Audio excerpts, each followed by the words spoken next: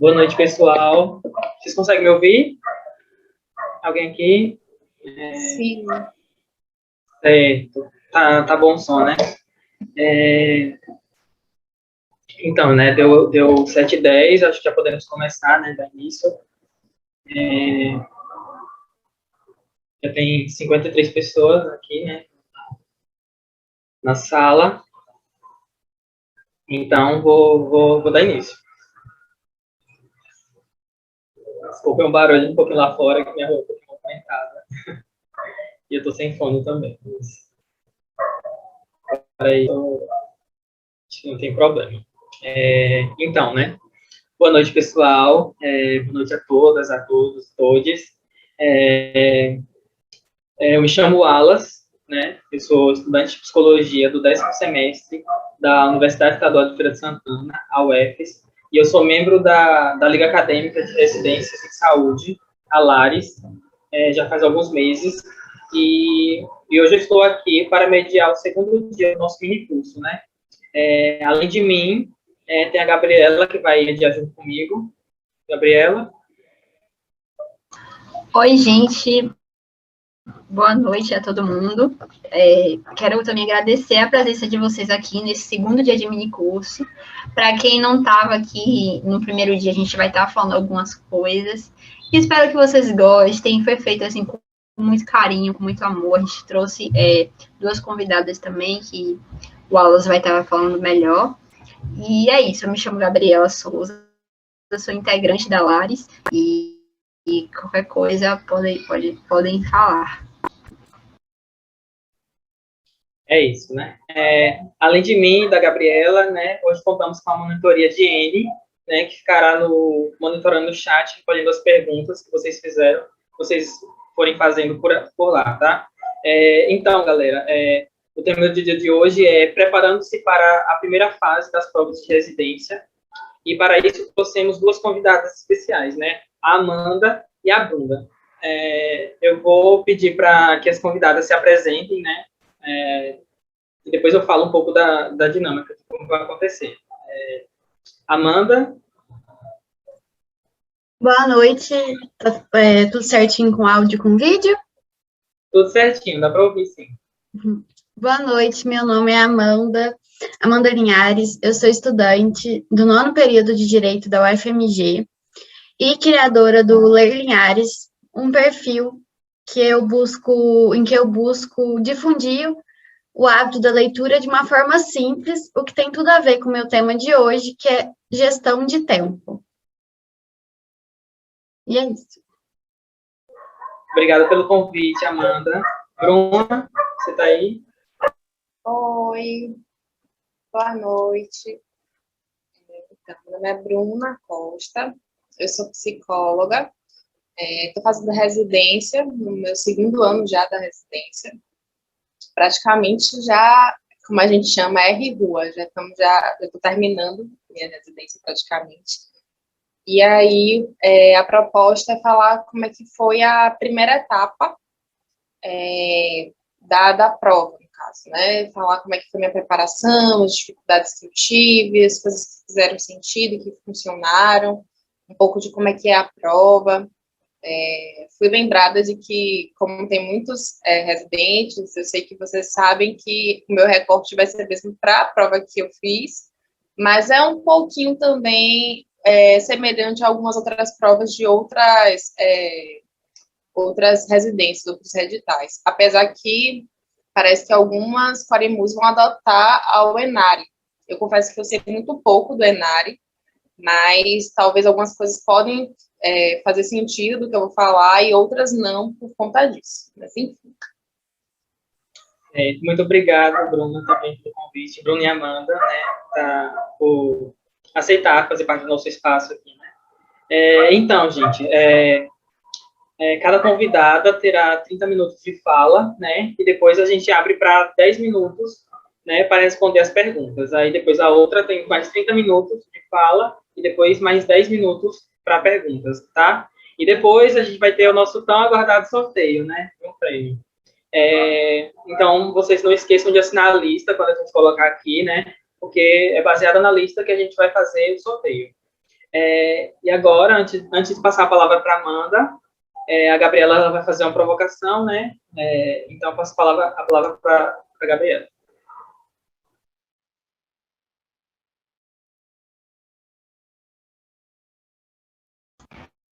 Gente, erro em Paris, tentei compartilhar a tela, não funcionou, então a gente vai aqui no basicão mesmo. A intenção desse momento agora é a gente trazer uma provocação bem rápida mesmo, de 5 minutinhos, para introduzir um pouco do assunto que a Amanda, maravilhosa, vai estar trazendo. E depois a gente vai estar fazendo isso também. Então, é só para vocês compartilharem como é a relação com o tempo de vocês, né? Qual é a relação com a gestão de tempo.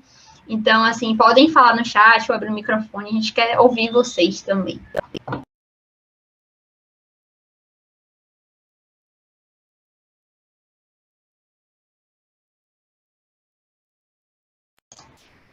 Vai ter alguma pessoa corajosa para poder não me deixar no vácuo. Gabriela, eu vou falar, assim, da minha experiência, né? Boa noite, gente, boa noite todo mundo. Muita demanda para pouco tempo, né? Quem trabalha ou estuda, quem tem demandas domésticas, por exemplo, né? Principalmente agora em distanciamento social, que a gente passou muito tempo em casa, fazendo tudo em casa. Então, a minha experiência atual é essa, muita demanda por tempo, muito cansaço, né? A gente tenta dar conta, mas o corpo não aguenta. Então, eu acho que essa experiência, assim, reflete, né? Para outras pessoas também, tenho escutado muito esse discurso.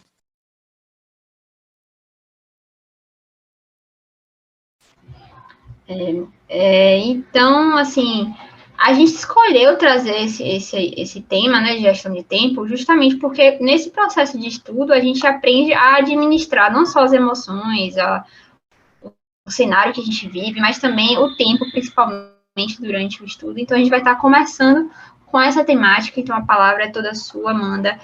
As pessoas que estão aqui acompanhando também, sintam-se à vontade para poder perguntar, deixar no chat, vai ter pessoas que vão estar acompanhando isso para poder a gente se organizar, tá? Então, é isso. Então, gente, eu vou começar contextualizando para vocês o porquê eu comecei a estudar sobre organização e planejamento de tempo. Imaginem como era a minha rotina. Ai, gente, esperem um minuto que eu vou compartilhar aqui com vocês. Eu estava esquecendo.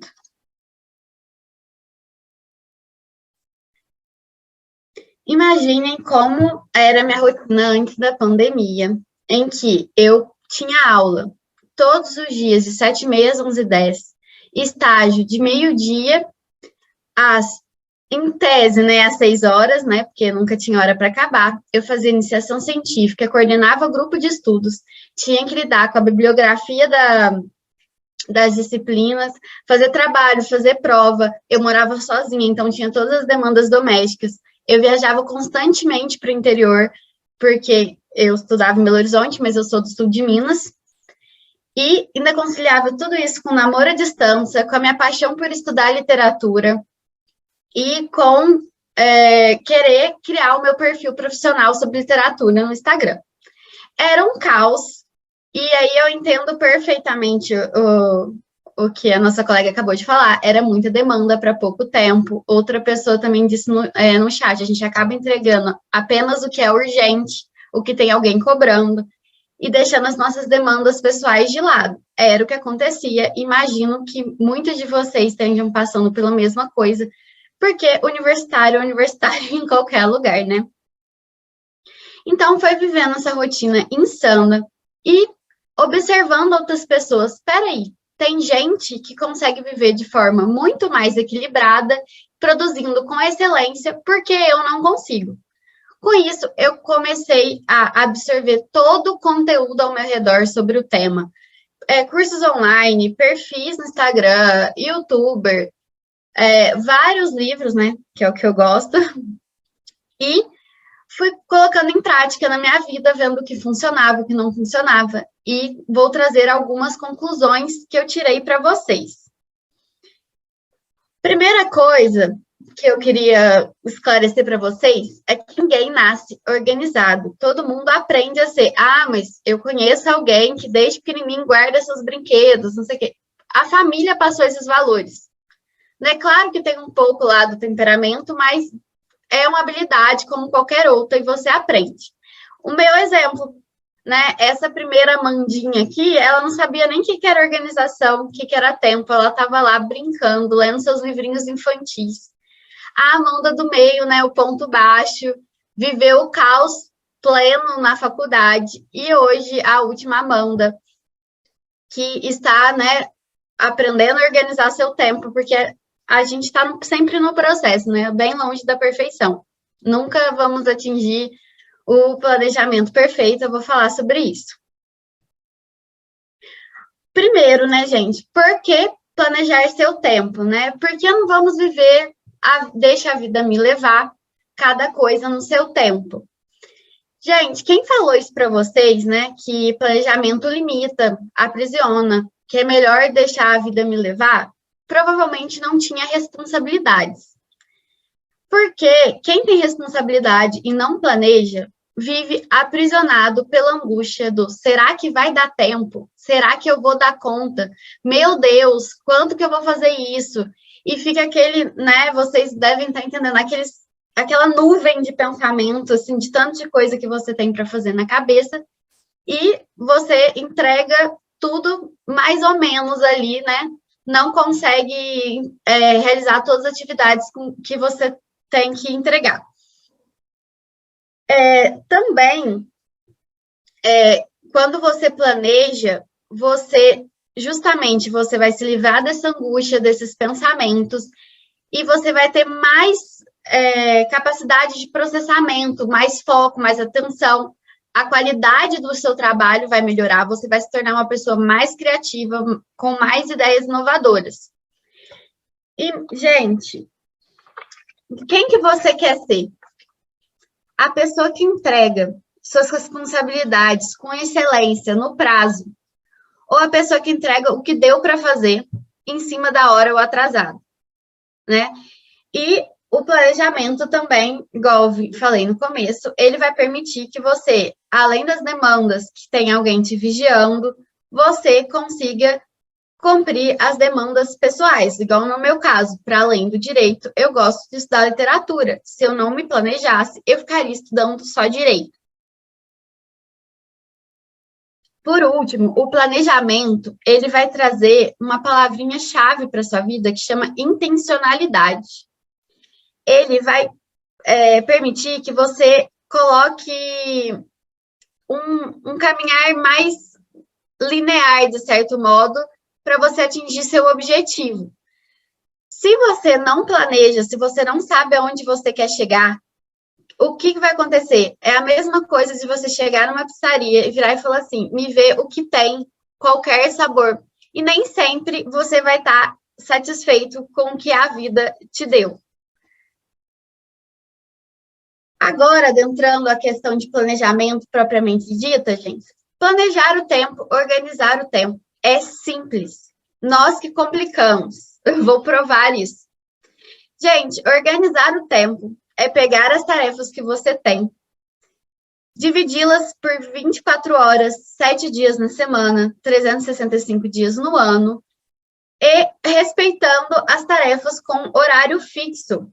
Ah, mas Amanda, existem 1000 métodos. Você pode usar agenda, planner, bullet journal, visão mensal, visão semanal, dia a dia, o Google Calendar, o Google Keep. Gente, não tem como eu entrar em todas as especificidades aqui hoje, né, por causa do tempo, mas não adianta. Nisso vai ser meio que teste pessoal, porque o planejamento, ele tem que fazer sentido para a sua rotina, para o seu raciocínio. Você tem que entender o sistema que você criou. Por isso que não dá para eu passar um sistema pronto para vocês. Eu vou passar alguns princípios.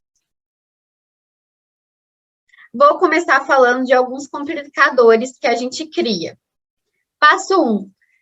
Gente, a falta de clareza de onde a gente quer chegar e do que é preciso para atingir esse objetivo. Onde você quer chegar é o que vai guiar todo o seu planejamento. Claro que você não vai ter o passo a passo desse planejamento. Ninguém tem esse poder, né, de previsão. A gente vai construindo as coisas durante o caminhar. Mas alguns projetos, eles requerem passos obrigatórios, como fazer uma faculdade, uma especialização. No meu exemplo, eu preciso, como estudante de Direito, eu preciso passar na OAB, e para passar na OAB, eu preciso desenvolver certo conhecimento e certa habilidade. Com certeza é o caso de vocês também. Vocês querem passar numa residência, vocês precisam... e a residência não é muito um objetivo por si só, né? Ela é uma forma de ganhar conhecimento e, acredito, graduação necessária para você se tornar um profissional X, que ganha Y, que pode ajudar as pessoas. Por exemplo, esse é um bom objetivo, bem delimitado. A gente tem dificuldade de registrar coisas muito abstratas. Vocês vão ver que, ao longo aqui da explicação, que isso não é papo de coach de internet, que essa tem que ser a base do seu planejamento inteirinho. Então, pense, gente, aqui, vocês querem fazer residência por quê? Faz parte do seu projeto de carreira realmente? Ou vocês estão seguindo a onda, seguindo o conselho de outras pessoas? Porque, gente, estudar é difícil. Estudar para o que você realmente não quer é praticamente impossível, vai ser um martírio. O que é motivação, né? Uma das reclamações que eu mais recebo hoje no Instagram é: eu planejo, mas eu não tenho motivação para cumprir. Gente, se vocês ficarem dependendo de acordar todo dia motivado para estudar, vocês vão ficar igual a caveirinha aqui do slide, porque ninguém acorda motivado. A gente não pode depender de sentimentos, eles são efêmeros, né? O que eu faço, gente, é me pautar em onde eu quero chegar. Eu visualizo onde eu quero chegar e aproveito desse sentimento, tipo, de nosso orgulho, ou visualizo o que eu não gosto hoje na minha realidade e quero transformar. Por exemplo, eu detesto contar moeda para pagar um lanche, tipo, ficar contando dinheiro, preocupado com o valor da conta. Eu quero ser capaz de chegar num restaurante e pedir essa mesa de sushi e não me preocupar com o valor da conta. Isso é uma coisa que me incomoda bastante. Então, eu aproveito dessa raiva. Gente, nós, seres humanos, é muito mais fácil a gente agir por sentimento. Então, aproveita esse sentimento e fala assim: não, eu vou estudar porque eu quero chegar em algum lugar. É o que funciona para mim. E por isso que os clichês de painel de visualização, eu acho que realmente funcionam. Eu criei o meu no Pinterest. Estou desmotivada, vou lá e abro.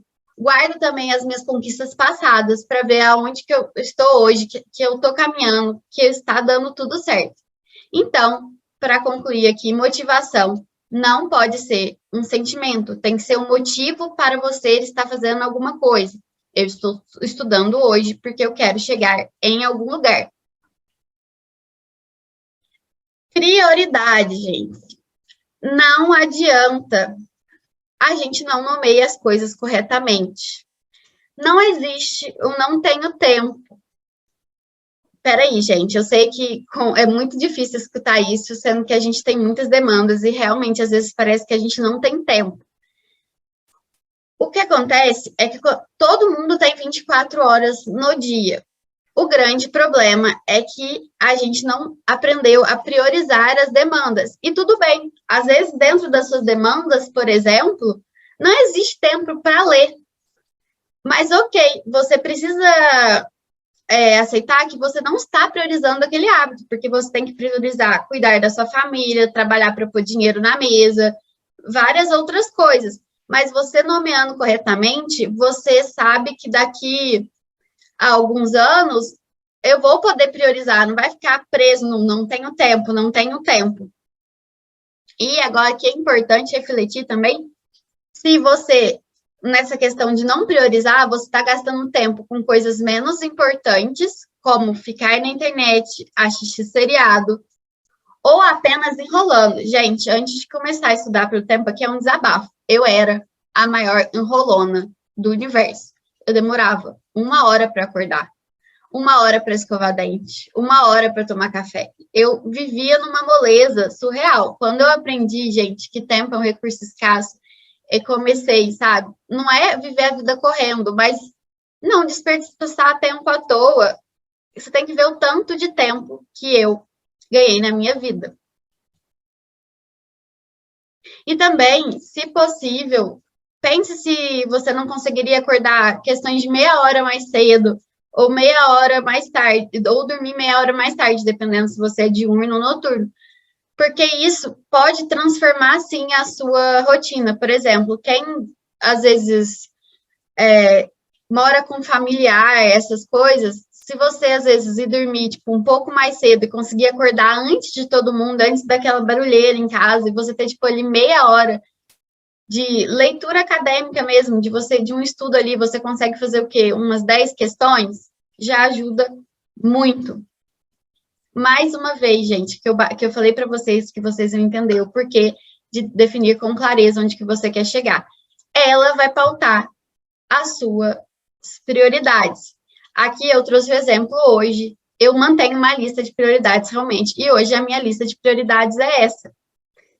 E a hora que eu monto essa lista de prioridades, monto meu planejamento, por exemplo, idiomas, eu sei que é uma coisa hoje que não entra no meu planejamento, porque eu não consigo priorizar, e tudo bem, eu estudei alguns idiomas antes e pretendo lá no futuro, ou a hora que uma dessas prioridades sair, retomar o estudo de idiomas. E a hora que eu estabeleço prioridades, eu vou determinar quanto tempo eu vou gastar para cada atividade. Se finalizar as disciplinas de graduação hoje, para mim, é mais importante, eu consegui o quê? Puxar mais matérias do que as obrigatórias do meu período, porque eu resolvi priorizar isso, e por isso eu tenho mais tempo para dedicar às disciplinas. Agora, dentro dessa priorização macro, gente, adentrando um pouco a mais micro, assim, a área de estudo mesmo de vocês, além de priorizar vários projetos, vocês vão ter que priorizar disciplinas, né? E dentro das disciplinas, suas dificuldades. Por exemplo, eu estou estudando para a OAB. São, acho que, 17 disciplinas. Você não vai conseguir estudar todo o conteúdo programático. Você vai ter que aprender a estudar com estratégia, a priorizar o que cai mais, a priorizar o que você tem mais dificuldade. O seu planejamento, ele tem, mais para frente a gente vai ver, ele vai ter que abordar o nível de dificuldade que você tem em cada atividade, até para você saber quanto tempo você vai gastar em cada atividade. Vou fazer só uma ressalva, gente, que vida saudável, rotina e sono, ela nem entra na sua prioridade, porque se você não estiver saudável, nada disso aqui vai funcionar. Eu vou até abordar isso mais para frente, mas você vai estar constantemente cansado, você vai estar realmente zero motivado. Então, cuidar da saúde é uma coisa que nem entra na lista de prioridade tão importante. Aqui a gente vai entrar num segundo problema, que seria pegar mais demandas do que pode, as famosas metas irreais. A maior dificuldade em planejamento é criar metas reais. A gente fica com aquele sentimento de autocobrança, de que eu tô ficando para trás, que eu preciso dar conta de tudo, e acaba criando um planejamento que não condiz com a realidade, que você tem muito mais tarefas do que tempo para realizar. A minha dica é, gente, tá vendo aqui que eu coloquei um exemplo para vocês? Aqui, olha, tá ler livro, estudar processo civil. Tá vendo como tá genérico? Para você fazer uma meta real, tenta fazer dessa segunda forma aqui, ó. Por exemplo, da graduação. Para processo civil, eu tenho que assistir uma aula, eu tenho que ler 20 páginas de um manual, eu tenho que ler 10 páginas de outro livro. E você busca o autoconhecimento para ver quanto tempo você gasta cada tarefa. Pega uma semana teste aí e vai medindo, assim, cronometrando mesmo. Porque na hora que você coloca no papel, por exemplo, isso aqui eu já sei que não cabe na minha rotina, é impossível, isso aqui tem mais de 6 horas de de áreas de atividade e as outras coisas que você tem para fazer num dia. Então, essa é a minha dica para você criar metas reais. E, mais uma vez, a palavra-chave é clareza. Você precisa saber exatamente o que você tem que estudar. Não adianta você fechar sua agenda para vou estudar para tal matéria da residência se você não sabe o que você vai ler, que exercícios que você vai resolver. Você vai gastar mais tempo, né, na verdade, decidindo o que você vai estudar do que provavelmente estudando e vai chegar, você não vai ter tempo para estudar. Outra ressalva aqui que eu esqueci de fazer antes, que eu acho importante, gente, é desconstruir a ideia de que estudar é sentar e ficar 1 hora, no mínimo, sentado estudando. Gente, aproveite os intervalos. Cada 15 minutos, 20 minutos, já são algumas questões que você consegue fazer. Transporte, né? Eu não sei onde vocês moram, mas eu morando em Belo Horizonte, eu gastava 1 hora e meia. Gente, eu não vou desperdiçar esse tempo. Claro que eu não tô falando para ninguém, ai, gente, proibido descansar, né? Mas algumas fases da vida realmente exigem mais empenho, né? Mas eu vou falar mais para frente a importância da pausa, porém, aproveite os intervalos. Gente, isso mudou minha vida. Hoje eu consigo ler muito mais livros, principalmente, que eu acho mais fácil de carregar para tudo quanto é lugar, do que eu lia antes, porque eu simplesmente levo para a fila do banco, para o consultório médico. Isso me ajuda muito. Outra coisa, gente, ignorar o processo. O milagre não é feito de um dia para o outro. Ah, gente, mas que clichê, né? Amanda, você está falando clichê. Gente, você saber essa frase, você saber isso na sua vida, não quer dizer que você está colocando em prática. É preciso colocar em prática. E às vezes é preciso escutar alguém falando óbvio para você, para virar a chavinha. Pelo menos comigo foi assim. Então, vamos lá. Você vai correr uma maratona, você quer aprender a correr, você sai do sedentarismo hoje, se inscreve numa prova amanhã e sai ganhando? Claro que não. Ou seja, você não vai desenvolver a habilidade de gerir seu tempo do dia para a noite. Demanda autoconhecimento. A minha dica, que inclusive foi uma dica de uma psicóloga minha, bem no começo, quando eu vivi aquele caos e comecei a fazer terapia, pegue semana que vem, né? Essa semana já está no meio, fica mais difícil. E anote o que efetivamente você deu conta de fazer. Para a próxima semana, o que você deu conta de fazer na semana anterior vai ser a base do seu planejamento. E nisso você vai acrescentando pequenas tarefas, semana a semana, até chegar no seu planejamento ideal. Nisso, você vai educando a sua vontade, você vai exercitando a sua disciplina. Igual numa maratona que você vai correndo cada vez mais quilômetros, você vai ser capaz de aproveitar melhor seu tempo, ficar mais tempo sentado estudando, ter mais uma atenção mais prolongada, uma disciplina mais prolongada, mais efetiva. Sempre faça esse exercício de autoanálise, gente. E vai corrigindo as falhas do seu método de gestão de tempo. E acompanhe o seu crescimento, o seu desenvolvimento. Gente, não tem nada mais motivador do que resultado. Se você planeja hoje e vê resultado, você vai querer planejar amanhã também. Então, acompanhe esse processo de perto, até para você poder crescer. Se você não corrigir suas falhas, você não vai sair do lugar.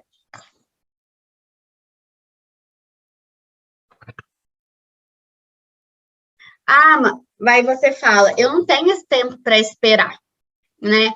A prova é daqui a 6 meses. Gente, às vezes a gente precisa, né, parar de se iludir e falar assim, eu já não estou dando conta, né? Porque se você não planeja seu tempo, eu sou aqui, tenho certeza que você não está dando conta. Mas Amanda, não está dando conta. Então, vamos parar de iludir. Que você fazer um planejamento, falar que você vai dar conta de tudo amanhã, né? Eu não dou hoje, amanhã eu vou dar conta de tudo. E começa pequeno, né? Eu tenho certeza até que você vai ter mais resultado do que tentando abarcar tudo de uma vez e fazendo tudo a esmo. Infelizmente, às vezes a gente, né, precisa segurar isso daí e falar assim, não, eu vou começar pequeno e seja o que, né? E se não der nessa, dá na próxima. Mas se você não começar o processo hoje, você não vai estar só adiando o seu objetivo final. Chegamos no maior dos problemas, chamado procrastinação. É a maior das reclamações que eu tenho. Amanda, eu planejo, mas eu vou fazer outras coisas e não consigo cumprir o meu planejamento. Primeiro, é preciso, gente, entender que procrastinação não é apenas não fazer nada ou ficar, tipo, no Netflix, mexendo no celular. Existem 2 tipos de procrastinação. Procrastinação ativa e passiva. A passiva é essa, tipo, fazer nada, ficar no celular, assistir Netflix. A ativa, gente, sabe quando você tem que estudar, mas você prefere arrumar o guarda-roupa? Às vezes até lavar a louça parece mais interessante, né? E nisso também é procrastinação. Uma das coisas, ao meu ver, que leva à procrastinação é a síndrome do tem muita coisa para fazer. Como assim? Você não tem um planejamento, então você fica assim, gente, eu tenho muita coisa para fazer. Eu tenho muita coisa para fazer. Você, às vezes, até tem uma lista de coisas que você tem que fazer, mas você não estabeleceu uma ordem e você não tem clareza efetiva do que você tem que fazer. Então, você acorda e fica, eu tenho muita coisa para fazer. Eu tenho muita coisa para fazer. Aí você vai ali, começa uma coisa, não termina, não começa, sabe? E vira aquele bolo de neve, e no final do dia você não fez nada. Por isso, o seu planejamento tem que ser claro, ele tem que constar a ordem das tarefas. Se não for possível determinar a hora exata que você vai realizar cada atividade, distribua em blocos. Por exemplo, pela manhã eu vou me dedicar a tal atividade, no começo da tarde a outra atividade. Isso já traz uma clareza, você vai acordar, efetivamente sentar e fazer aquilo, em vez de ficar gastando tempo, energia, tentando descobrir o que você tem que fazer. O segundo problema é a insegurança, a autossabotagem. Tem dia que a gente vai acordar se sentindo incapaz de fazer qualquer coisa, vai ficar duvidando, será que é possível mesmo eu passar na prova de residência? Eu vivo isso com a OAB, gente, eu entendo, né? Será que eu também pretendo estudar para o concurso, então eu me vejo em vocês. E eu fico assim, será que eu vou dar conta mesmo? E você quer chutar o balde para o alto. Nesses dias que o planejamento é muito importante. Sabe o que eu faço nesses dias, gente? Eu incorporo a Dory do Procurando Nemo e eu continuo a nadar. Sempre assim, pego o meu planejamento e vou fazendo e riscando, sem parar para pensar se eu vou dar conta, se eu não vou dar. Eu só falo assim, eu me propus a cumprir isso, eu vou cumprir isso hoje, né? Não importa aqui o futuro.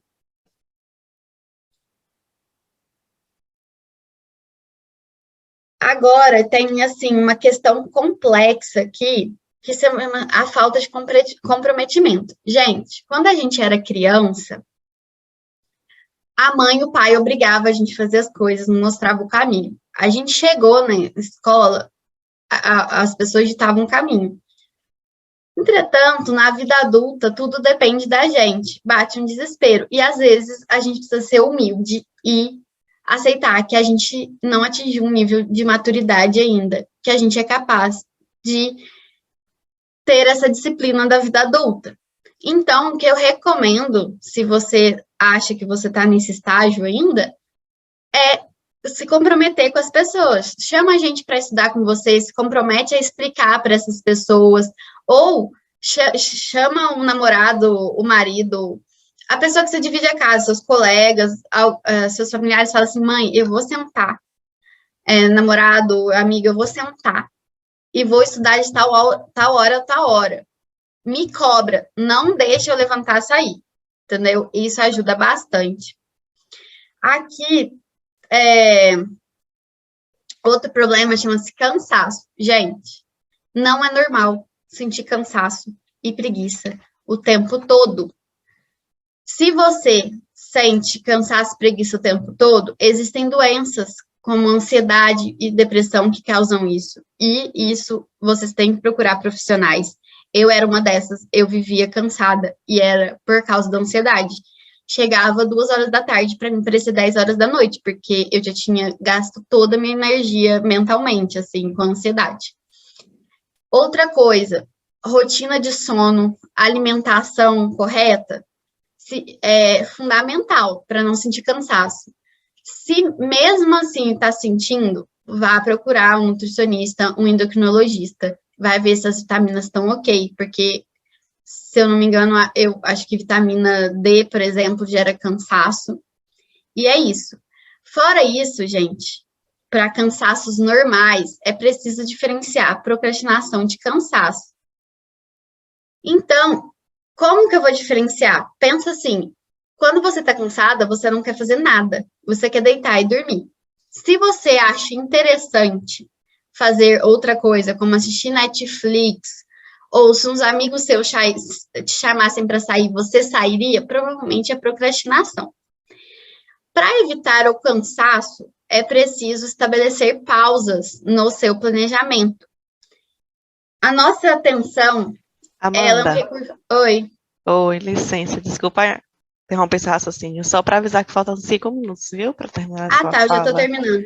Pronto. Já estou terminando, obrigada. Nada. Deixa eu só retomar aqui. O cansaço, você precisa estabelecer pausas dentro do seu planejamento. Nossa atenção, foco, é um recurso escasso. Então, a cada 1 hora de estudo, mais ou menos, que é o que eu uso, eu procuro levantar, sair. Mas não é para mexer no celular, gente. São pausas efetivas. Você não pode fazer atividades que exigem trabalho mental. São atividades que exigem apenas habilidades motoras, como vai varrer uma casa, ou habilidades de contemplação, que são meus favoritos. Eu saio daqui do meu quarto, vou lá para a varanda e fico olhando. Eu moro numa cidade pequena, cheia de natureza, e eu amo, e eu volto para estudar super recarregada. O último ponto aqui, gente, é o perfeccionismo.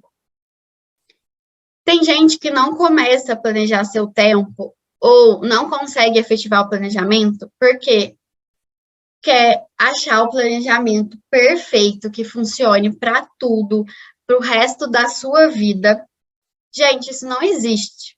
Não sei se vocês sabem como funciona a lei, né? Mas a lei aqui, ela é teórica, perfeita, e ela tem que encaixar na realidade toda imperfeita, cheia de variáveis. Esse é o trabalho do juiz, entendeu? E tentar encaixar uma coisa na outra. E seu planejamento é a mesma coisa. Ele vai ser teórico, perfeito. E a vida aqui vai acontecer cheia de variáveis. Então, largue desse perfeccionismo. Vai ser normal, num dia, você se planejou ali, você vai ter que mexer uns horários, vai ter que passar a tarefa ali para outro dia. Isso é normal. Então, Amanda, não consegui cumprir meu planejamento. O que eu faço? Tá tudo perdido? Não. Está no meio do dia, você respira e pensa, como posso errar melhor? Como eu ainda posso fazer o melhor hoje, né? Agora, se for de noite, gente, lembre-se, amanhã é um novo dia, rearranje as tarefas e tá tudo certo. Por fim, gente, eu queria indicar essas bibliografias para vocês, que foram livros que me ajudaram muito nessa gestão de tempo. Foram livros que me tiraram da zona de conforto. É isso. E, além disso, se vocês tiverem alguma dúvida que eu não conseguir responder agora, eu estou sempre disponível no Instagram do Ler Linhares. Gente, pode me chamar no direct. Às vezes eu fico meia hora respondendo a galera lá. E qualquer dúvida de vocês é bem-vinda. Até me ajuda na minha produção de conteúdo. Então, bora me chamar lá. É isso, gente. Obrigada.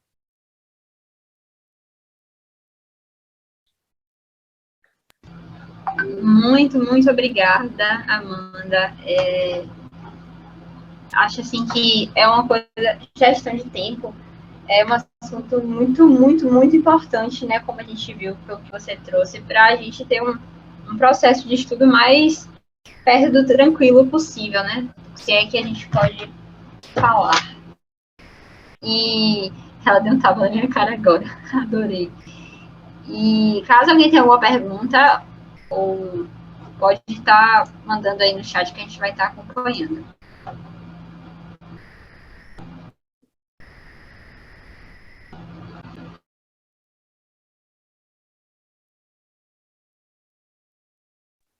Eu não queria fazer uma pergunta, mas eu queria falar que eu queria que a Amanda tivesse falado tudo isso para mim há um tempo atrás.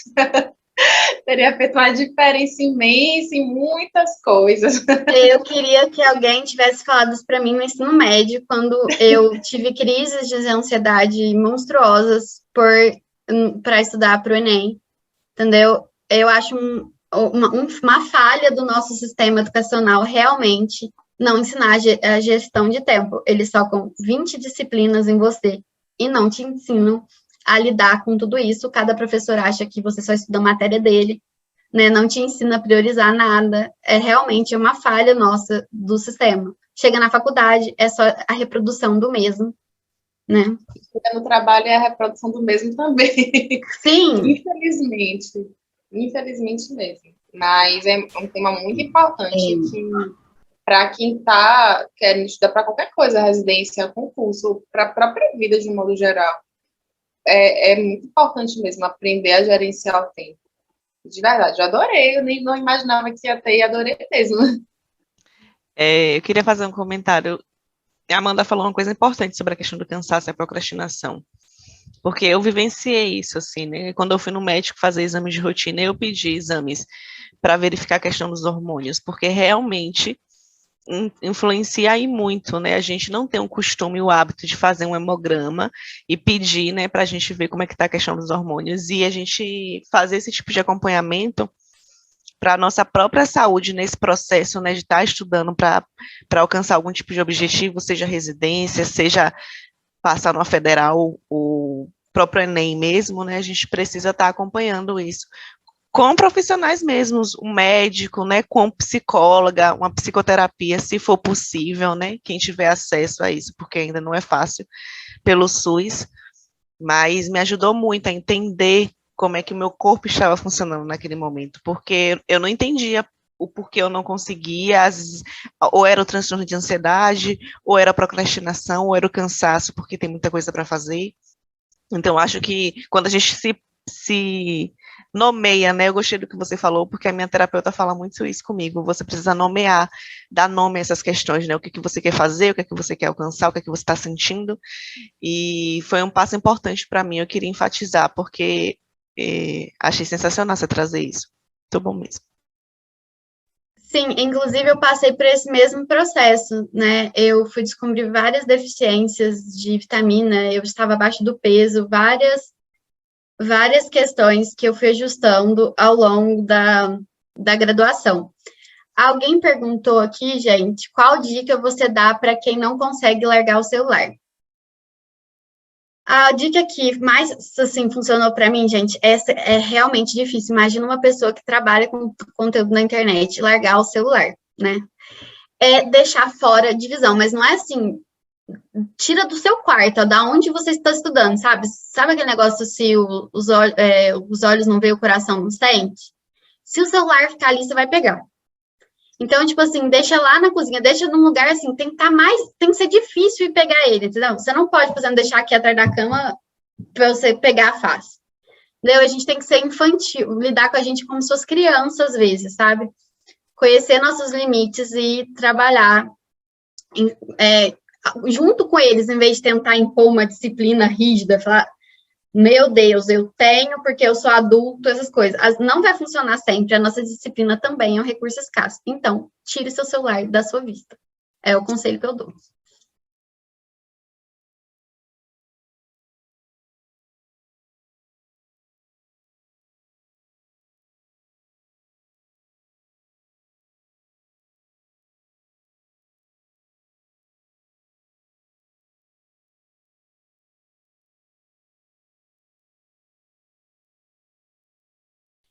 A última pergunta aqui, gente, meu coração até derreteu, porque é realmente o que eu falo no meu Instagram.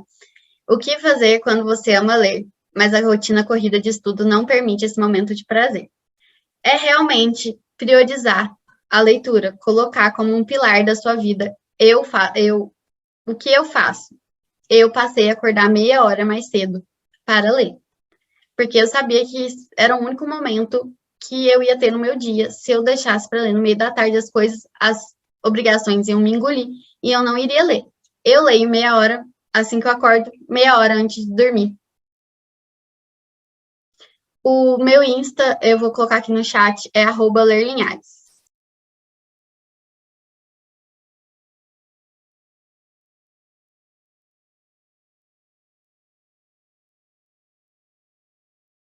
Então, muito, muito obrigada, Amanda, por ter aceitado o convite.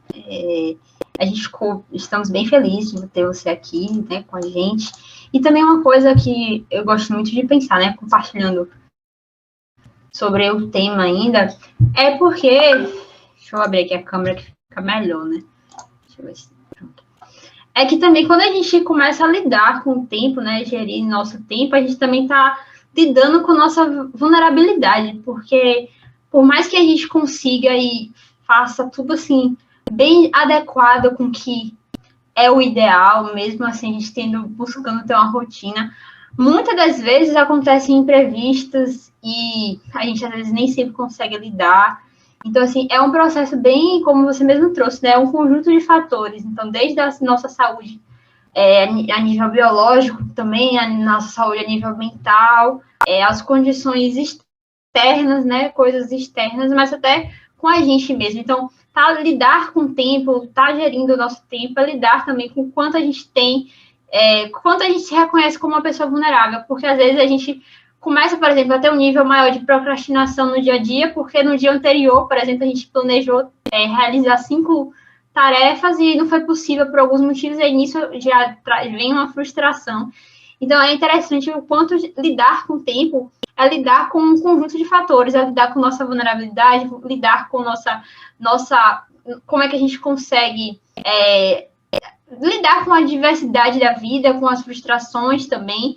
E uma coisa também que eu acho muito, muito bom a gente insistir em encontrar o que funciona para a gente. Atualmente mesmo eu utilizo o Trello para me planejar, que foi o que eu me encontrei a nível de planejamento. E aí, a partir daí, eu percebi o quanto é importante a gente ver como é que funciona para a gente, porque o que a gente mais vê hoje na internet e tudo mais são diversos métodos que nem sempre se encaixa para a gente, né? Nem sempre dá para ser acrescentado para a gente, nem sempre tem essa chance, né, de funcionar de fato. Então, eu acho muito importante a gente ver como é que a gente pode lidar com o nosso tempo, seja com agenda, seja na internet, seja com plataformas, encontrar uma maneira que se encaixe com o que a gente né, com como a gente funciona. E é isso, eu quero agradecer mais uma vez a sua presença. E, gente, assinem a lista de presença, falando em presença, assinem a lista de presença, que é através da lista de presença que a gente vai fazer o nosso sorteio. E, além disso, agora vamos chamar a outra maravilhosa, a Bruna, que aceitou o nosso convite. Muito grata, viu, inclusive. E a palavra está com você. Também seguimos o mesmo ritmo, de, no caso, 30 minutos e depois 10 minutos para nós iniciarmos com perguntas. E, no final, teremos sorteio. E também trago a mesma provocação, né, que eu trouxe no início do primeiro momento, que é o que é que vocês...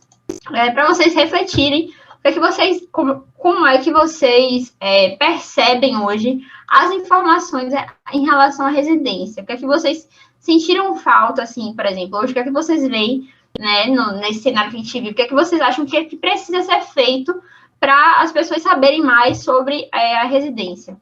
Pode, se quiser ligar o microfone, pode ligar ou compartilhar um pouco da sua vivência, de como foi o momento, por exemplo, que vocês descobriram sobre a existência da residência multiprofissional. Podem abrir o microfone, nós temos aí alguns minutinhos para isso.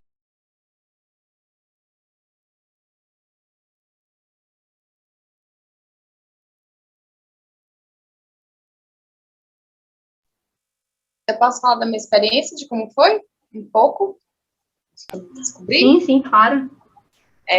Eu tinha uma professora que ela era de hospitalar, da faculdade que eu formei, E aí ela falou pra gente que ela tinha feito residência e ela falava com muita, assim, com muita felicidade daquele momento, como algo que tinha sido muito importante para ela. E a própria experiência com ela, porque ela era professora de uma disciplina que era prática, na Baiana tem uma disciplina chamada internato, e aí a gente fazia algumas práticas no hospital que a faculdade tinha convênio, e a própria experiência com ela conduzindo foi muito boa. E aí eu comecei a pesquisar, e a partir daí eu fui vendo os editais que tinham aqui em Salvador, ainda estava com a cabeça muito em Salvador, e foi aí que eu comecei a ter a noção de como é que era, e aí fui dando uma edital, que é pesquisando a pessoa que tinha passado na vaga que eu queria, e aí falei com ela, e tá assim que eu fui entendendo um pouco mais esse mundo da residência.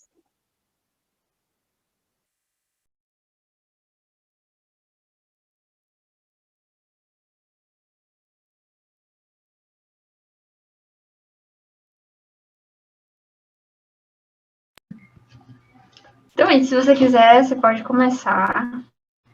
A palavra é toda sua. Quando estiver pertinho de finalizar nos 30 minutos, a gente sinaliza aqui, tá bom? Tá certo. Eu só vou te pedir para você compartilhar o slide, porque eu estou só com o celular.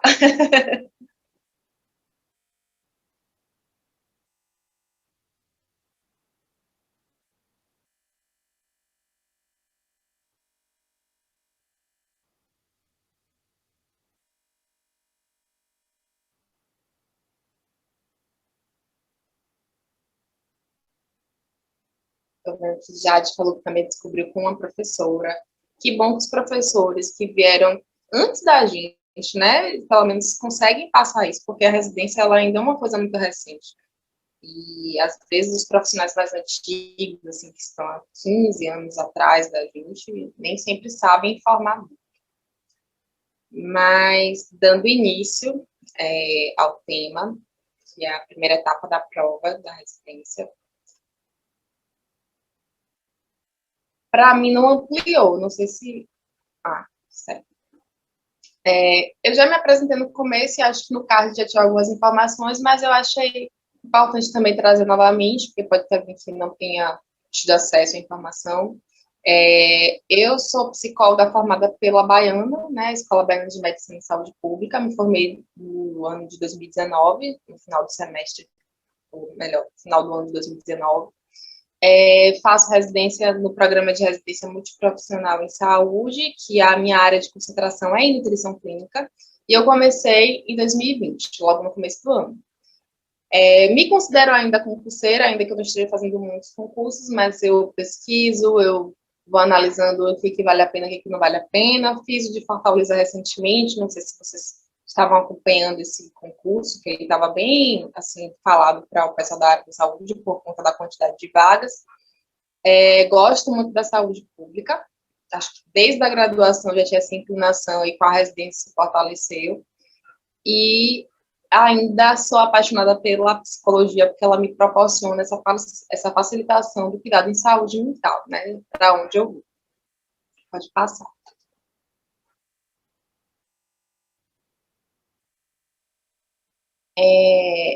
Eu, quando comecei a me organizar para estudar para residência, eu usei um pouquinho dos conhecimentos da época da própria graduação mesmo, né? Tinha uma disciplina de neurociências que teve uma aula que marcou para mim, foi quando eu estava falando sobre memória, e do quanto as memórias que estão relacionadas à afetividade e as memórias que se repetem, elas têm uma tendência a durar por mais tempo. Então, isso porque a memória ela está dentro do sistema límbico. Eu não vou saber explicar da maneira tão perfeita como um professor de neurociências, mas quando ele passou essa informação, isso para mim ficou marcado, porque eu comecei a entender que muitos momentos que para mim eram marcantes, que eu não conseguia esquecer, coisas até simples, mas que eu não conseguia esquecer, era porque ou tinha alguma afetividade ali muito intensa, ou porque aquilo já tinha se repetido. Quando o pessoal fala, por exemplo, que andar de bicicleta a gente nunca esquece, é porque tem uma repetição no andar de bicicleta, no próprio dirigir também tem uma repetição. Assim como aqueles momentos que, por exemplo, você vai para uma festa, você não vai lembrar da roupa que o rapaz que estava lá revistando você, ou fazendo aquela, passando detector de metal, estava usando, mas eu tenho certeza que você vai lembrar se acontecer alguma situação de algum desconforto na festa, ou então uma situação muito intensa. Então, assim, eu comecei a pegar essa informação como algo valioso para os meus estudos. E eu vou trazer essa informação novamente em um dos próximos stories, mas eu fiz questão de que essa fosse a primeira para que vocês entendessem o poder que isso tem. Pode passar. E aí, sobre a minha organização. Eu sabia que eu não iria ter muito tempo para poder estudar, porque eu comecei a estudar realmente no ano de 2019, que, como eu falei, foi o ano que eu estava me formando. Então, eu estava entregando o TCC, terminando o estágio, e também tendo uma vida como todo mundo tem, né? Namorava, tinha meus amigos, família. Então, eu comecei a estudar em agosto de 2019, e a prova eu sabia que normalmente acontecia em janeiro do ano seguinte. Então, eu peguei e falei assim, bom, vou olhar quais são os temas que mais caem. Eu não vou estudar o cronograma inteiro, e a gente, no fundo, sabe que não cai o cronograma inteiro nessas provas. E com isso, eu peguei 5 provas. Então, assim, eu peguei de 2015 até 2019, as provas que foram aplicadas nesses anos. E fui lendo as questões e vendo, né? Assim, foi a partir daí que eu fui entendendo como é que eram os temas que eram recorrentes. E sobre a questão de responder as provas, isso também foi uma coisa que eu falei, tenho que fazer, eu posso até não fazer as outras etapas, mas isso eu tenho que fazer.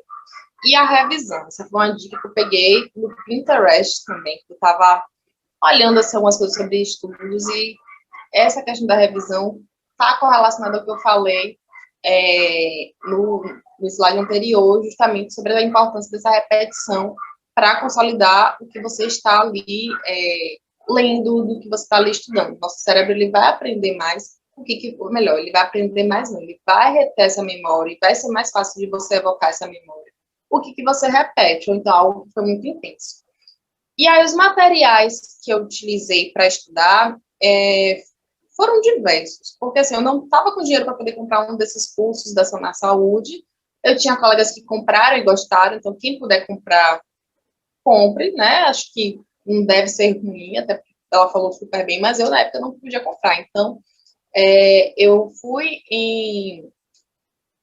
diretamente nas leis, por exemplo, a Lei 8.080, que tem, né, disponível na internet, então eu li através dali artigos. Como eu sou psicóloga, então tinha coisas na prova que eram de psicologia hospitalar, então fui diretamente nos artigos desse tema.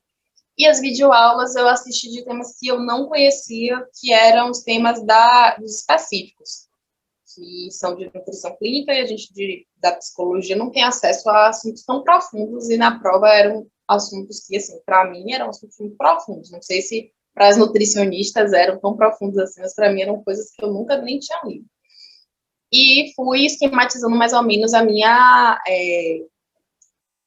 organização de como eu iria responder essas 5 últimas provas, e fui fazendo ela por área de conhecimento de cada prova. Pode passar.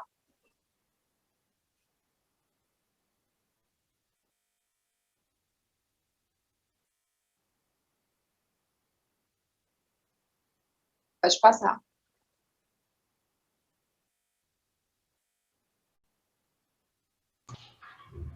Bárbara? Tá aí? Tô sim. Travou, foi? Foi porque eu estava tentando ver no que eu estava errando aqui da tela.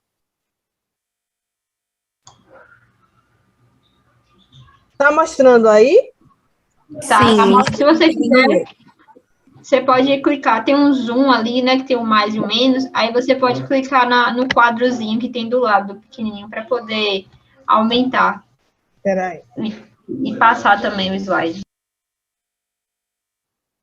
Só um instante. No lado... Isso, do lado do menos, aí... Não, volte. Um botãozinho. Esse mesmo. O menos não, do lado dele. Essa Do lado imagem aí, esquerdo. Bárbara. Tem um quadradinho. Esse Isso, aqui? esse. Não, Não, o outro. Esse? Aí, foi, perfeito. isso. Só que você Obrigada. vai ter que colocar um pouquinho Eu os volto. slides. Tá certinho.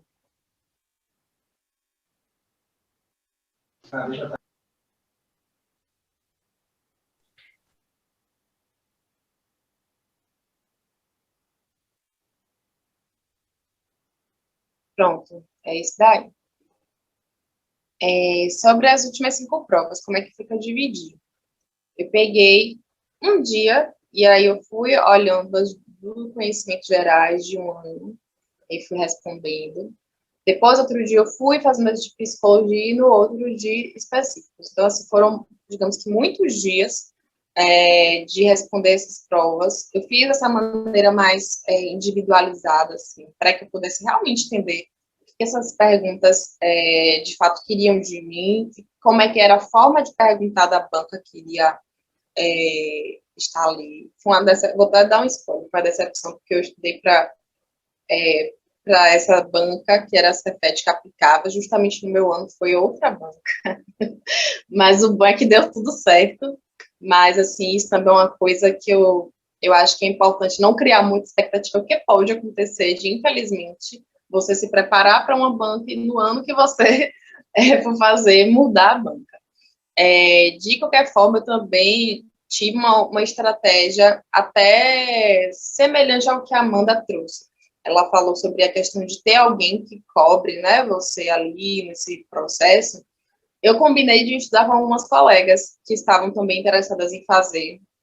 Na verdade, não era bem estudar, era a gente responder as provas juntas, porque a partir daí a gente também ia analisando o que a gente já sabia e também, ao mesmo tempo, a gente ia se motivando e explicando o que um errou, enfim, acabava sendo também um momento até de estar junto, porque aí a gente faz um café, um bolo, não ficava aquela coisa só prova, né? Era um pouco de tudo, digamos assim. Pode passar.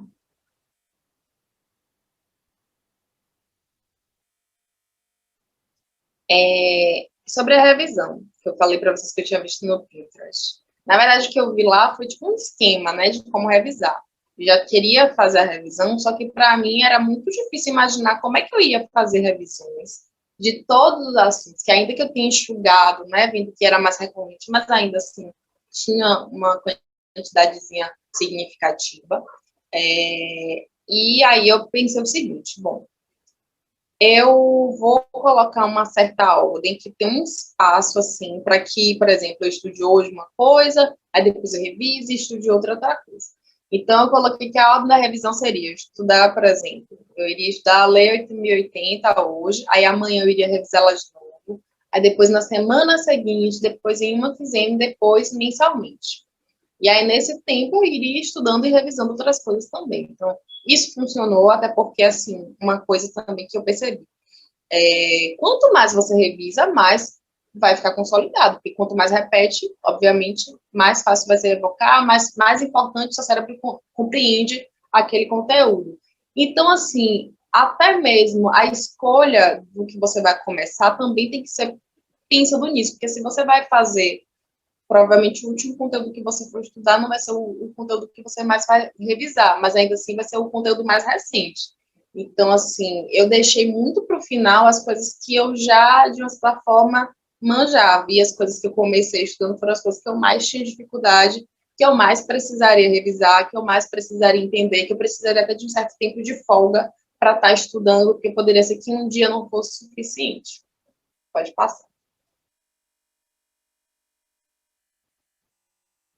E aí os temas que são mais recorrentes, né? Eu fiz esse recorte, botei ali que foi a prova da CESAB, porque apesar de ser uma prova que ela tem várias vagas de várias coremus, né? De várias coordenações de residência, a prova em si ela é a mesma para todo mundo, de certa forma, assim, nessa parte do núcleo geral e do núcleo, dos conhecimentos gerais em saúde e dos conhecimentos em psicologia são os mesmos. né? E não só psicologia, nutrição, enfermagem, todas as outras categorias também é assim. O que muda mesmo é a parte do específico, que aí cada coremu vai meio que montar o que vale a pena, o que é importante. Enfim, a Lei 8.080 e a Lei 8.142 são leis que sempre vão cair. E eu acho que qualquer concurso que tiver para a área da saúde, sempre vai ter alguma questão, pelo menos nem que seja uma de cada, sempre cai. Então, assim, e muitas vezes são até mais de uma questões com roupagens diferentes. Então, assim, é importante que vocês compreendam bem essas leis, porque elas, inclusive, se relacionam com outras leis, com outras políticas. Por exemplo, a política de humanização, ela também pode se correlacionar com uma dessas leis, e também é um conteúdo que cai com uma certa quantidade significativa de questão. Bioética também, eu acho que tinha umas 2 ou 3 questões sobre bioética.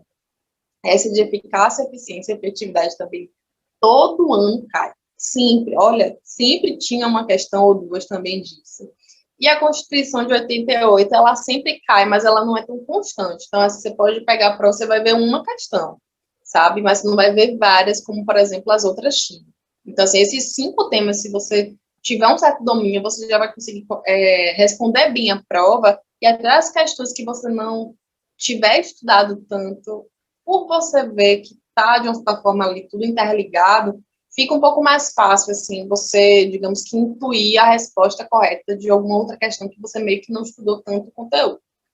Pode passar. E eu aproveitei também para falar um pouco do que cai muito da psicologia, né? Aproveitar aí as psicólogas ou estudantes de psicologias aí que cai muita coisa mesmo, assim, da psicologia da saúde, mas principalmente da área hospitalar.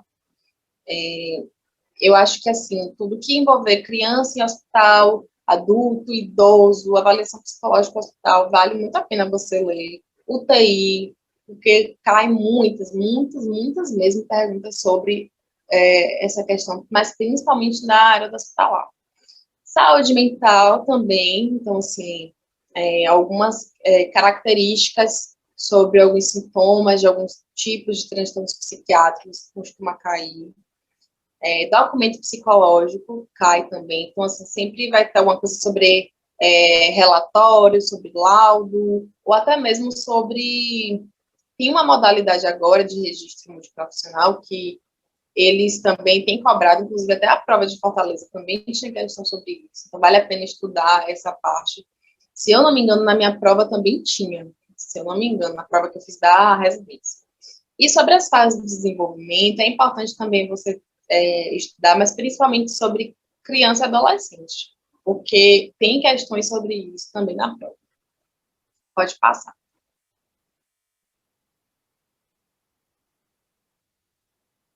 E sobre, na verdade, essa parte da construção de um ambiente interno e externo de estudo, ela é uma coisa processual mesmo.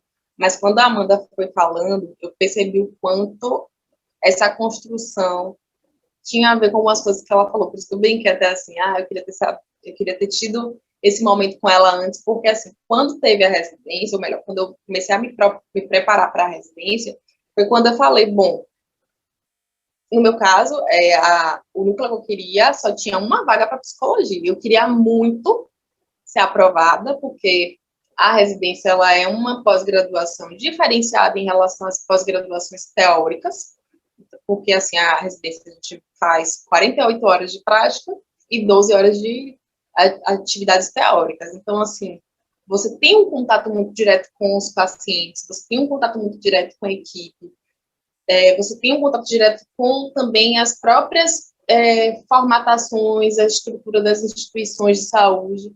Então, você tem uma experiência muito diferente de quem está somente assistindo a aula e aprendendo aquela coisa bem específica do seu fazer.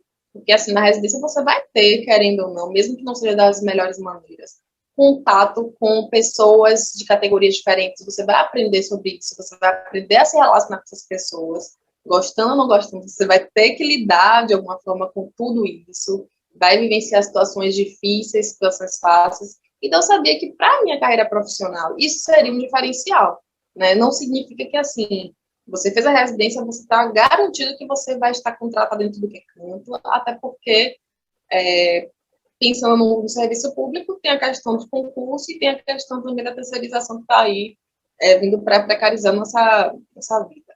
Mas, de um modo geral, e sim, o que eu ia completar é que assim, você precisa ter vagas nisso ou você precisa ter alguns QIs para isso. Então, a residência ela acaba não sendo tipo, uma garantia, mas ela é uma porta, né, bem significativa, porque as pessoas sabem que você teve experiência com isso. E quem quer contratar hoje em dia quer contratar quem sabe fazer as coisas, e infelizmente as pessoas não estão tão pacientes para ensinar.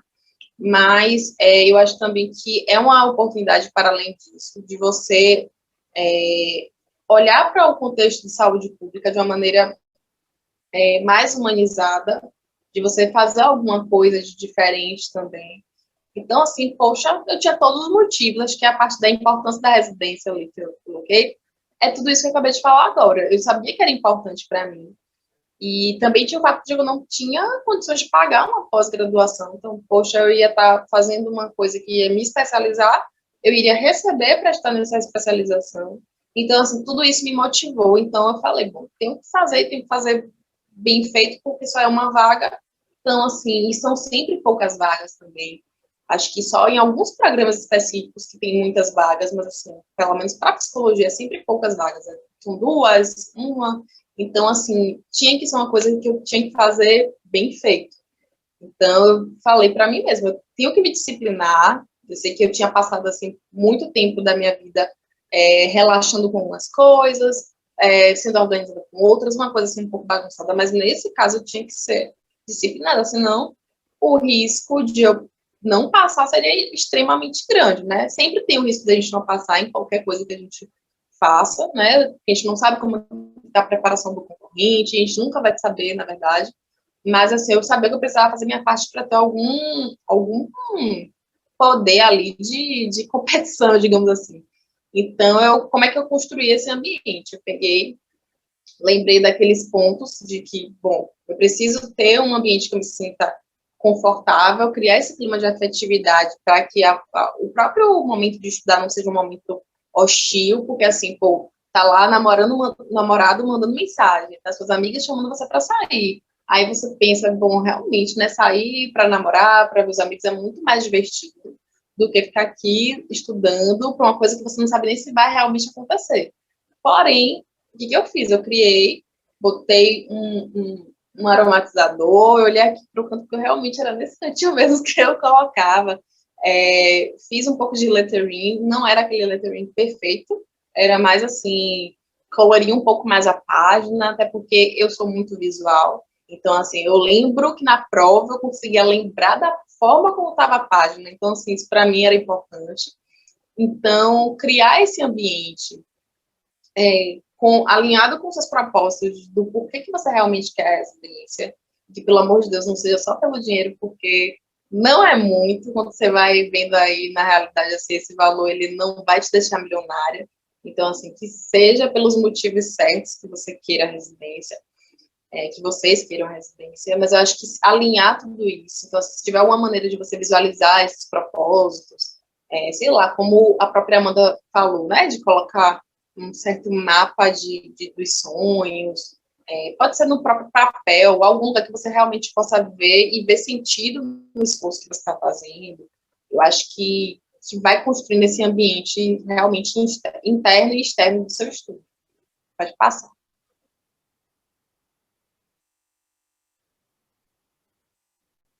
E aí, sobre a estrutura da prova, ela é dividida em 3 partes, né? Como eu já falei um pouco.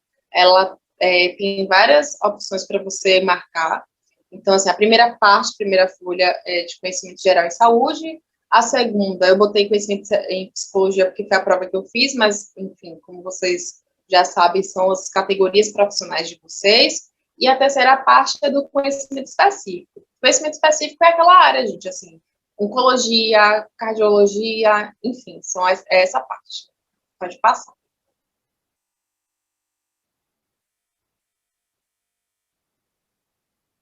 E aí, essa parte da estrutura da prova, quando eu fui fazendo, treinando, tanto com minhas colegas quanto em casa, eu fui percebendo que a prova ela é cheia de pegadinha. Assim, é surreal do quanto, se você não se atentar um pouquinho, você escorrega e erra a questão. Então, assim, muitas vezes a gente estuda para os conhecimentos achando que o que a gente tem que responder são os conceitos.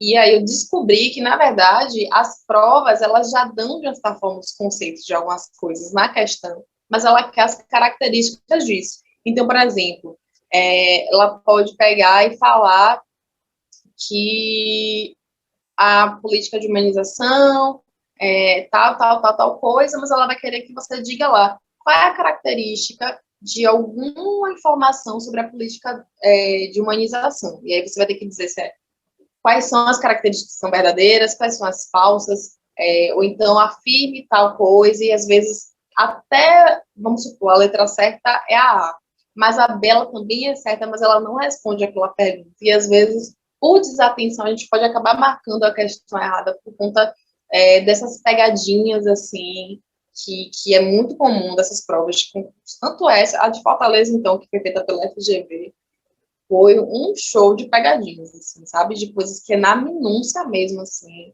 Se você estiver cansado, porque são, muitas vezes, 4 horas de provas, né? Eu até coloquei isso em outro slide. Mas, assim, são muitas questões, são 50 questões, você já vai tenso, então é mais difícil se atentar, assim, a essas pegadinhas, mas quando você vai treinando, então você vai identificando e vai ficando mais fácil de você responder. Até quando você erra, você vai percebendo assim, bom, eu errei por quê? O que foi que eu não entendi? Então, assim, muito do que me fez acertar com mais facilidade foi a revisão. Realmente a revisão valeu muito a pena. E ter treinado as questões que eu fui entendendo, quando eu olhava assim para a prova, eu conseguia já perceber ali o que era de pegadinha e já conseguia já não cair nessa pegadinha. Pode passar.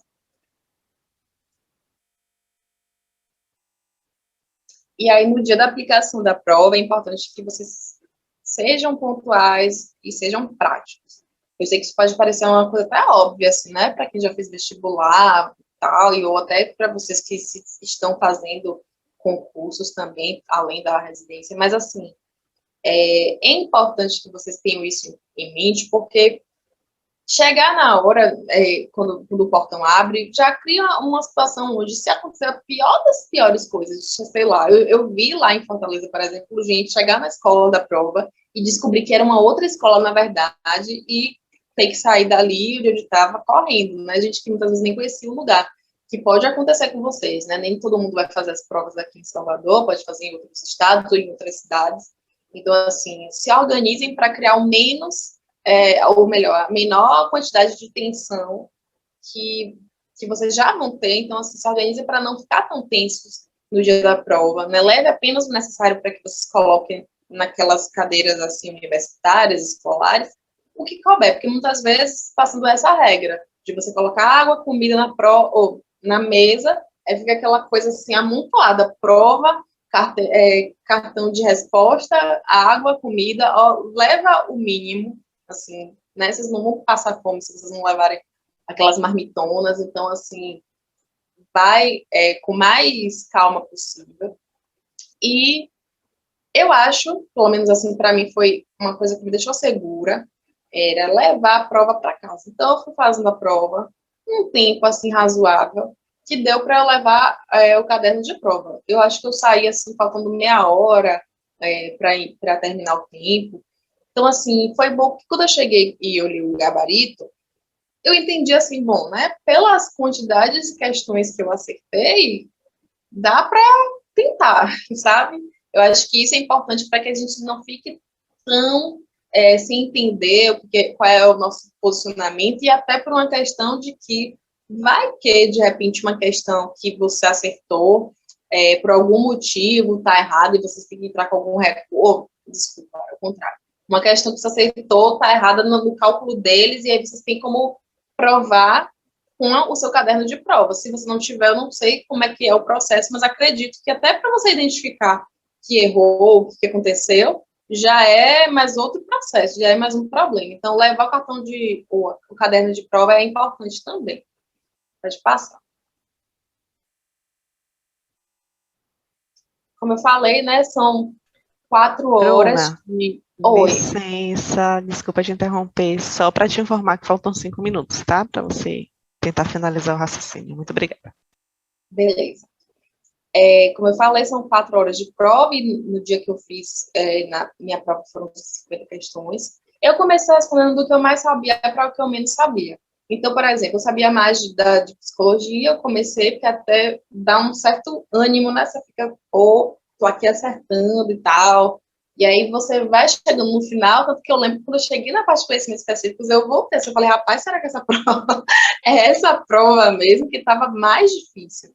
Então, assim, eu sabia que as que eu sabia eu tinha acertado, e as que eu não sabia tanto, eu ia, né, acreditar que eu estava fazendo o meu melhor, até porque, como eu falei, os conhecimentos de nutrição eram mais difíceis para mim, mas essa é a minha dica, começar do que você mais sabe para o que menos sabe, para você não ficar tão nervosa no meio da prova, já que as nossas emoções, inclusive, influenciam na atenção que a gente está tendo enquanto está fazendo a prova. Pode passar. Eu sei que muitas vezes as pessoas pensam assim, todo mundo sabe os conhecimentos de psicologia, ou da categoria profissional, e os conhecimentos gerais em saúde, e os específicos são os que você tem que brocar para que você não corra risco de ficar abaixo. Mas, assim, toda a prova ela é importante. Você não tem como garantir o quanto seus concorrentes sabem ou não. Então, assim, não coloquem só expectativas nos conhecimentos específicos. Eu ouvi algumas pessoas falando sobre isso, né, porque eu estava estudando, e algumas pessoas conheci que iam fazer a prova, mas, assim, toda a prova é importante, todo o processo, tanto da primeira quanto da segunda etapa, são importantes. Eu acho até que a prova em si, de modo geral, ela é mais importante do que a parte de títulos, mas era essa a mensagem que eu queria passar nesse slide. Pode passar. Estratégias que eu faria diferente. Bom, eu acho que tem muitos cursos no AvaSUS e no UnaSUS que falam sobre os assuntos da prova, e eu poderia ter feito eles e colocado eles como segunda etapa também, como título, porque eles são considerados. Eu tinha feito até no começo do ano de 2019, eu coloquei, foi aceito, então, tipo assim, eu poderia ter tirado talvez até uma nota ainda maior se eu tivesse feito isso, e isso economizaria meu tempo, porque assim, eu não ficaria fazendo 2 coisas diferentes, eu faria uma coisa só. E teria pesquisado outros programas de residência que são ofertados aí no Brasil inteiro, tem vários em todos os estados e cidades diferentes. Sou feliz com o meu programa de residência, com algumas críticas, como todo residente tem. Críticas pertinentes, viu, gente? Não pense que é drama de residente, não.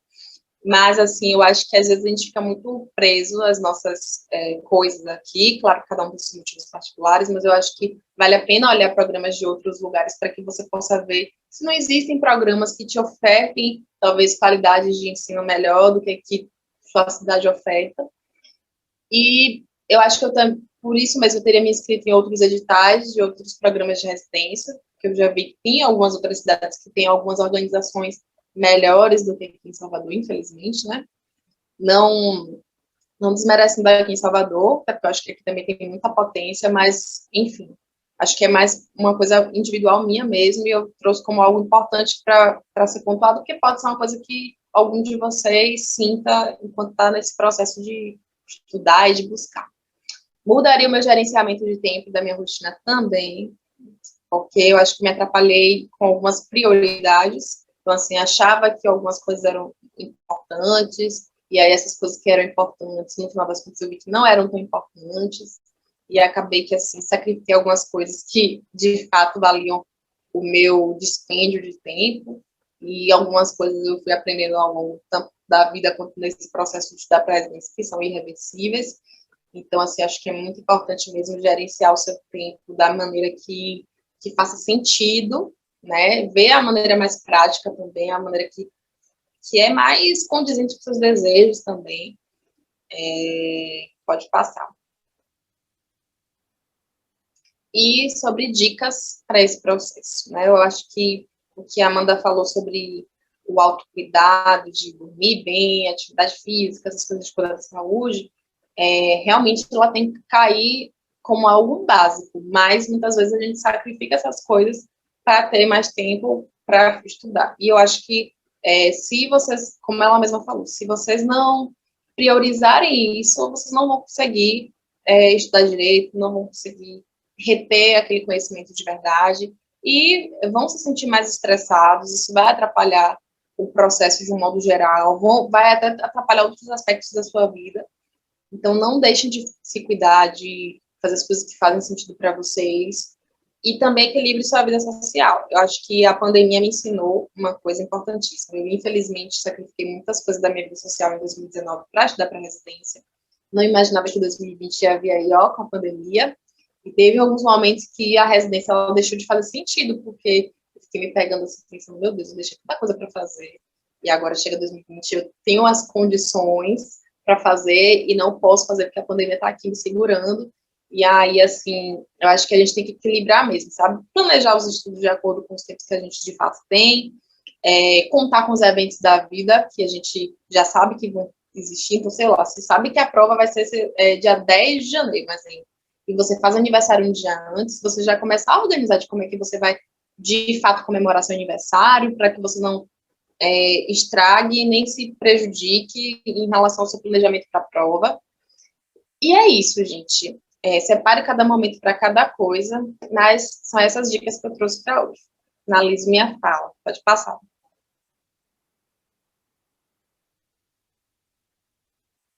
Eu deixo aqui meu contato, esse é o meu Instagram, Jaleco de Psicóloga. Eu uso ele, assim, de uma maneira um pouco esporádica, até por muito tempo, quero me motivar mais a usar. Tem meu e-mail também, pcbrunacecilva@gmail.com, se alguém quiser também perguntar coisas por lá. Além de perguntar aqui também, agradeço a atenção de todos vocês, peço desculpas se falei algumas coisas que não continuei, às vezes faço esses raciocínios, mas estou aqui para tirar as dúvidas, e é isso.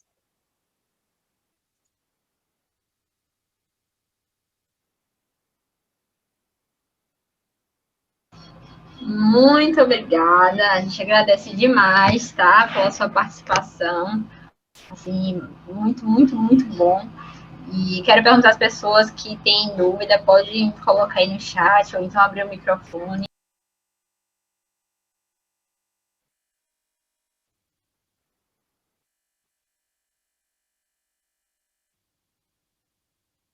Estou vendo as mensagens de agradecimento, estou muito feliz.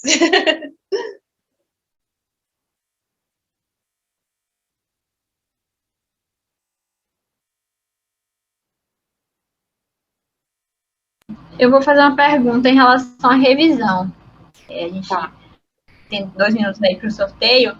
Como é que você fez para poder, tipo, conseguir revisar todos os assuntos? Porque é um ciclo de revisão que é de, sei lá, 4 etapas, né? Que é um dia depois um mês, não sei o que lá e tudo mais.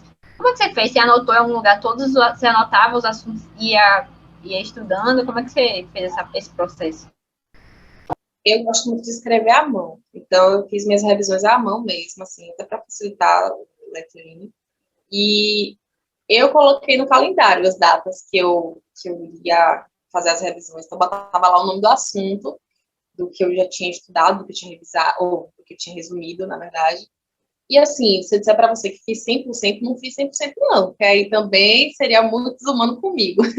Mas eu fiz assim, quando eu precisava sacrificar algum, eu escolhia o que eu já sabia mais. Então, se era para revisar uma coisa de psicologia hospitalar, eu já via assim, olha, estou precisando revisar uma coisa de nutrição clínica. Então, já que não vai ter tempo para fazer os dois, eu vou priorizar a nutrição clínica.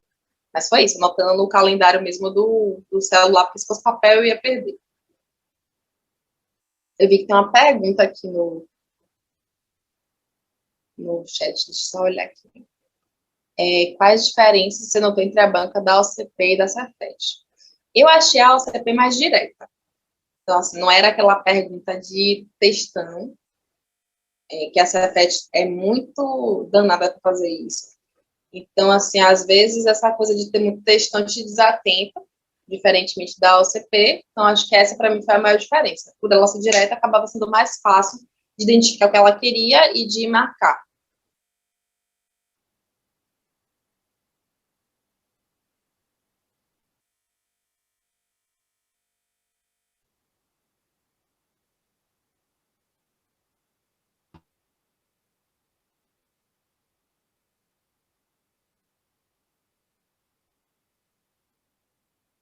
tem alguma coisa estranha, que quando eu compartilho minha tela, para o meu microfone silencia.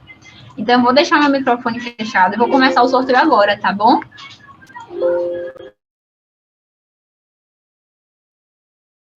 Tá bom.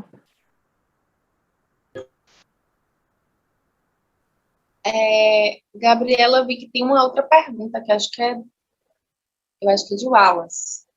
Que não é o tema do dia, mas ele gostaria que eu falasse como é a atuação da psicóloga na nutrição clínica. E eu tô vendo que você vai fazer a sorteio agora. Posso falar Pode rapidinho? responder. Claro. Então, Alas, foi bem difícil que isso se consolidasse da melhor maneira.